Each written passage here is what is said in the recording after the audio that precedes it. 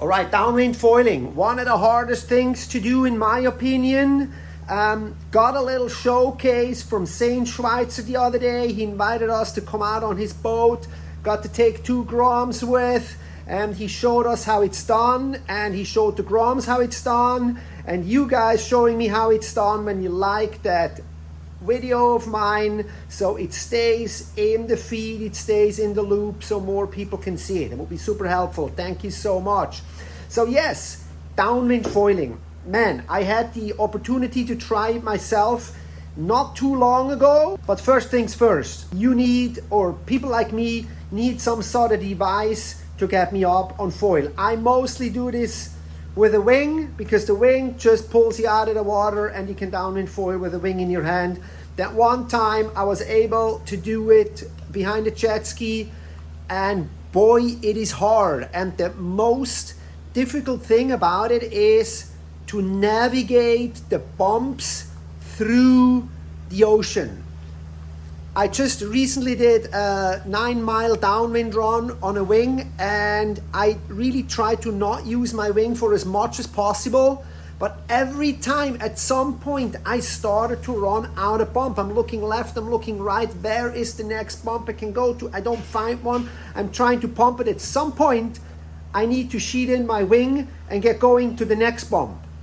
Well, if you are doing this with SUP foiling, evidently you don't have the luxury of that wing. You need to find a bump at all times and never run out of options to go to. And I'm telling you guys, you're going to become a real good bump reader like this. So really cool, showing you guys a little bit of footage. Yeah, let's check in real quick. Wow. All right, we're out here, a little content creation with Uncle Zane and the boys. Starboard in the house for some videos. And we got some foils, we got bumps. Send them. All right, boys, are you guys psyched? Oh yeah, send them. Okay, the gear being used here is a 65-liter board. 1,000. So we're on a 1,000 65-liter board doing downwind paddle SUP foil starts. That I like to see that. That is pro material on such small gear. So the boys are all stoked, and you can see how Zane just with ease paddles himself up on a 65-liter board, super small with 1,000 wing, and just carves down. So that finding that bump, looking for the next bump to your left or to your right, and finding that next bump, that is really the crucial thing. And you can see how the boys got towed behind the boat to get up on foil. And then see, this was their first time, so there are some difficulties with bump reading. I myself got lucky with the bump reading. I did a lot of SCP and still do a lot of SCP downwinding. So there we really learned how to find those bumps and reconnect them. But you're going more in a straight line with an SCP, and if you fall between bumps, you just keep paddling for the next one. With a foil, that is not quite possible. So it is an extremely high skill level, but exactly because of that, so many people are fascinated with it.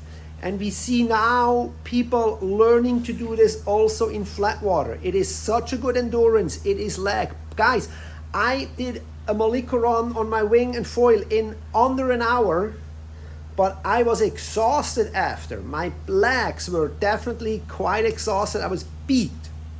So do not underestimate the endurance and how exhausting this can be.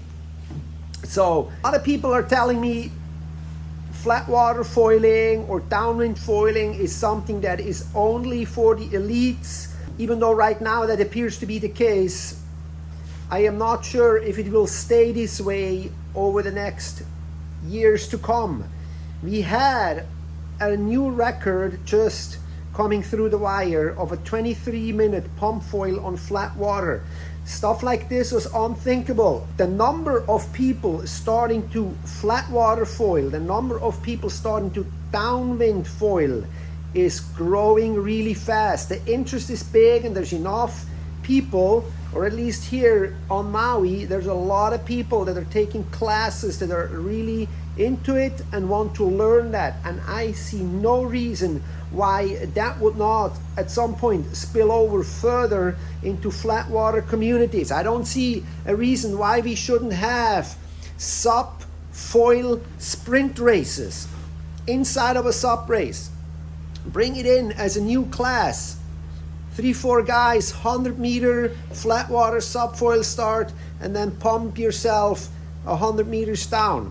Guaranteed, it would be very spectator friendly, it would be very exciting, and it would add like a new kind of layer to the SUP sport where we marry SUP and foil. I'm a strong believer in that. Let me know what you guys think. Is this like, am I just making zero sense and I'm just like wandering off in the dark, not knowing what I'm talking about? Or are we on to something? We are so early in the stages, but we were early in the stages with other sports too, and look where we have gone. So give me your 5 cents, give me your ideas, let me know what you guys think, and we'll see you in the next video.